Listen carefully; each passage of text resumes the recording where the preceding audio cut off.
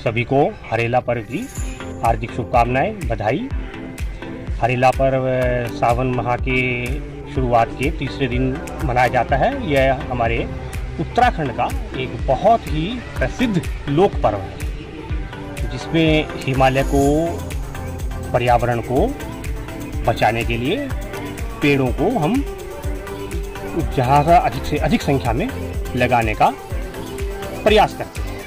अभी मैं इतना अवश्य कहना चाहूँगा कि केवल लगाने का नहीं, अपितु हमें पेड़ों को बचाने का भी प्रयास करना चाहिए, जो कि हमारे आने वाली पीढ़ी के लिए और हमारे लिए बहुत ज़्यादा आवश्यक है।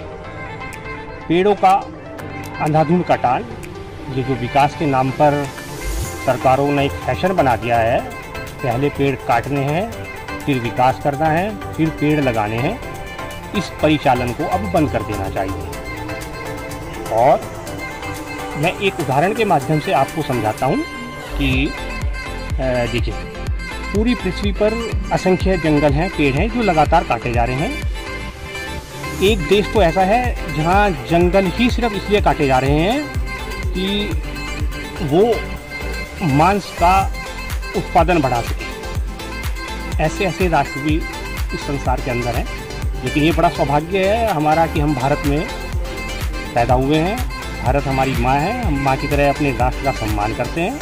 हम वृक्षों को बचाने का प्रयास करते हैं, इनको भी हम देवता मानते हैं। मैं वट वृक्ष के नीचे खड़ा हूँ अभी इस समय फ़िलहाल वर्तमान में। ये बड़ा प्राचीन वृक्ष है इस हमारे एरिया का, और इसके विषय में जो पुरातन मान्यता है और कथा है आप सब जानते हैं। वट सावित्री की कथा जो है बड़ी प्रसिद्ध है, उसको विषय में अभिशांतर करने की आज आवश्यकता नहीं।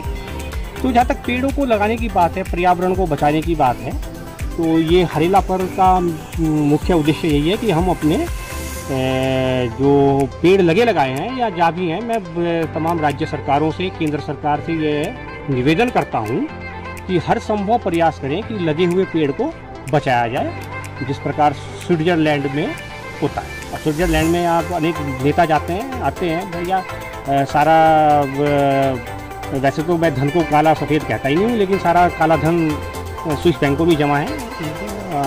हमारे पास तो धन ही होता है भैया, हम तो अपनी वो चलाते हैं आजीविका, तो इस बारे में हमें तो ज़्यादा जानकारी नहीं है। लेकिन जहाँ तक वृक्षों को बचाने की बात है, इतना अवश्य है जो मेरी जानकारी में कि हम उनको स्थानांतरित कर सकते हैं। हमारे पास हम टेक्नोलॉजी में अपने आप को कहते हैं कि हम 80 गुना बढ़ गए।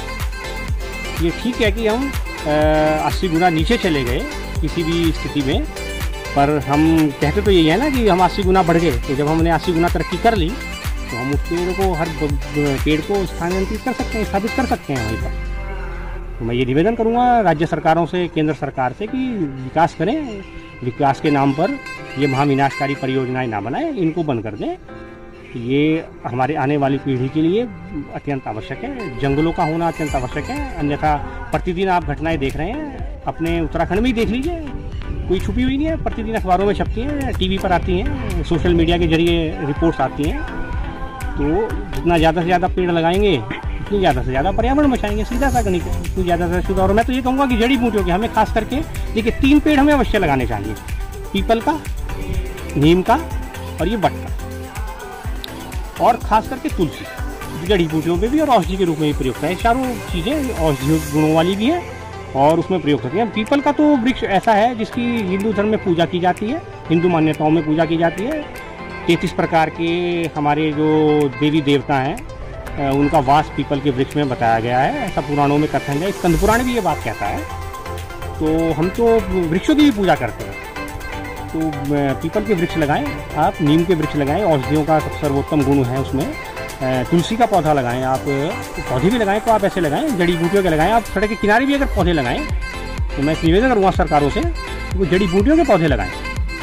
उससे न केवल पर्यावरण को संरक्षण मिलेगा, अपितु हमें शुद्ध हवा प्राप्त होगी। हमें ऑक्सीजन की मात्रा ऑक्सीजन की मात्रा अगर इसमें बढ़ जाए, संसार में ऑक्सीजन की मात्रा को बढ़ा दिया जाए, तो उससे 2 फायदे होंगे। एक तो जो विलुप्त प्रजातियां हो रही हैं वो विलुप्त नहीं होंगी, और दूसरे आबोहवा निश्चित रूप से साफ होगी, तो सभी संरक्षित होंगे, सुरक्षित होंगे। जय जय श्री राधे, जय जय श्री कृष्ण। हरेला पर्व की पुनः बधाई, शुभकामनाएं।